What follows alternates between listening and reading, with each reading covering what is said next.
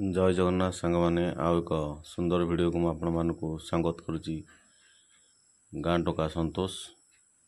चलतु आज भिडियोटी आम गोटे रेसिपी करवा जोटा पुरीर महाप्रभु जगन्नाथंकर अति प्रिय कदली मालपुआ सेटा मु आपण मानकु बहुत सहज उपाय प्रस्तुत कर देखी। तेणु चलतु आउ डेरी करनी देखा केमती प्रस्तुत होची। तेणु मु गोटे जगार अटा टिके नहीं जाइए प्राय 250 ग्राम पाखापाखि 250 ग्राम हो। तेणु तादे मु दुईटा बड़ कदली नहीं देखिपे आउ गुड़ स्वाद अनुसार नहीं जोटा आपण जदि अधिक मीठा चाहूँ ताले अधिक गुड़ नहीं पारे, जदि आप कम मीठा चाहूँ ताले कम मीठा नहीं पारे। आपड़ चाहिए मतलब गुड़ परिवर्ते चीनी व्यवहार करें। आउ चीनी अपेक्षा गुड़टा देहपाई भल कहीं गुड़टा आमर हाड़ को शक्त करे एवं कैल्शियम आम शरीर को मैग्नेशियम कैल्शियम जोगाई थाए। तेणु आम गुड़टा व्यवहार कले भल। तेणु यहाँ हूँ से नयागढ़ हांडी गुड़ जोटा टिके रेड थाए आउ सेटा को बर्तमान से जो अटारे अल्प टिके चिमुटे लुण पकेबे कहीं टिके पानी चिया न लगे। तेणु लुण चिमुटे कि 2 चिमुटे पकेबे, बेसी लुण पकेबेनी। आउ गुड़ देबे, गुड़ कदली सब पकई सारा ताकू भलसे आपण हाथ में फेंटिबे जहाँफल कौन हम ना से जो बैटरटी अच्छी ताहा भलसे मिलई जीवो।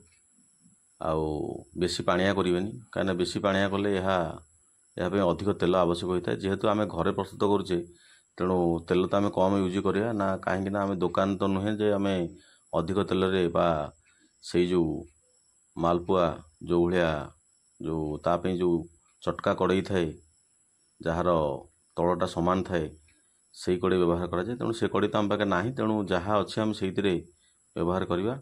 आपड़ चाहिए मत एभलिया भल पात्र रे भल जगार आउ शुद्ध भाव में आपण करिकी जोड़ा महाप्रभु जगन्नाथ को आपण भी अर्पण करेंगे बा घर में जेकोसी देवादेवी अच्छे आप पूजा कर भोग आकार आप अर्पण करेंगे। आउ चलतु यहाँ तो प्रभु जगन्नाथ अतिशय प्रिय। तेणु चलतु केमती यहाँ प्रस्तुत हो देखा। तेणु कदली को मु सब बर्तमान ताकू मिसई देछि, मिक्स कर देछि। आउ टिके बहलिया रहिबो कहीं पूरा पानिया कले यहाँ टिके जो तेल पकेला बेले यहाँ कौन हम ना टे चौड़ा हो। तेणु ये आमको हैरान हाँ पड़ो। तेणु कदली आपण से जदि आप 400 कि 500 ग्राम ने 500 ग्राम पर्यंत आप 2टा कदली व्यवहार करेंगे। 300 ରୁ 500 ग्राम पर्यंत बड़ बड़ कदली 2टा व्यवहार करेंगे कि गोटे कदली हेल्ले भी चलो। जदि कदली ना कि 2टा रू जो अधिक आप पकई दूसरी 2टा अधिक पकड़े से खाई हे ना, खाइब ना कहीं तेल अधिक भिड़ आउ लाखीज तले। तेणु सीझापी भी टाइम लगे। आउ तेणु कदली मात्रा टे कम करेंगे। आउ ताधे मुझे गोटे जिनस पकई सारे से पान मधुरी। पान मधुरी गोटे मुठा आप पकेबे जोटा कि तार जो मालपुआटार गोटे सुंदर स्वाद आप मिल पार। पान मधुरी पकेबे निहाती, पान मधुरी न पकेले जो मालपुआर स्वाद जमा आप पाइपर ना। तेणु देखो बर्तमान तेल रे से प्रथम जो डो प्रस्तुत करते पकई देछि।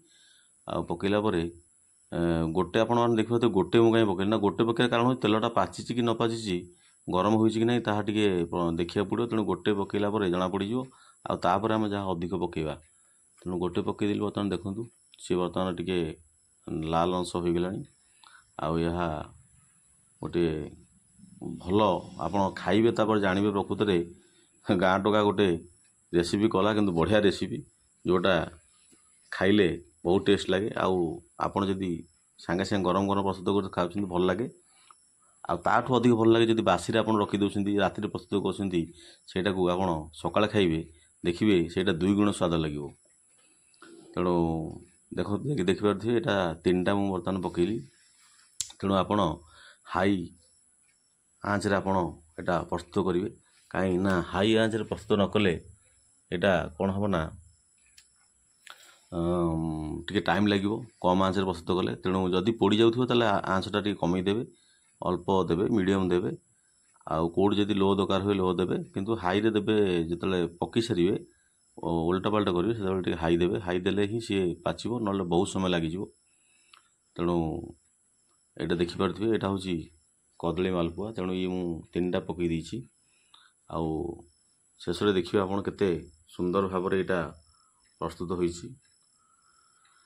ତେଣୁ ଦେଖନ୍ତୁ, ଏଇଟା ତ ମହାପ୍ରଭୁଙ୍କର ଅତିଶୟ ପ୍ରିୟ, କାହିଁକିନା ମହାପ୍ରଭୁଙ୍କୁ ତ ଆମର ସରପୁଳି ଆଉ ଯେଉଁଟା ରହିଲା କ'ଣ ନା ଅମ୍ବାଲୁ ଆଉ ମାଲପୁଆ, ଏଗୁଡ଼ା ହିଁ ମହାପ୍ରଭୁଙ୍କର ଅତିଶୟ ପ୍ରିୟ।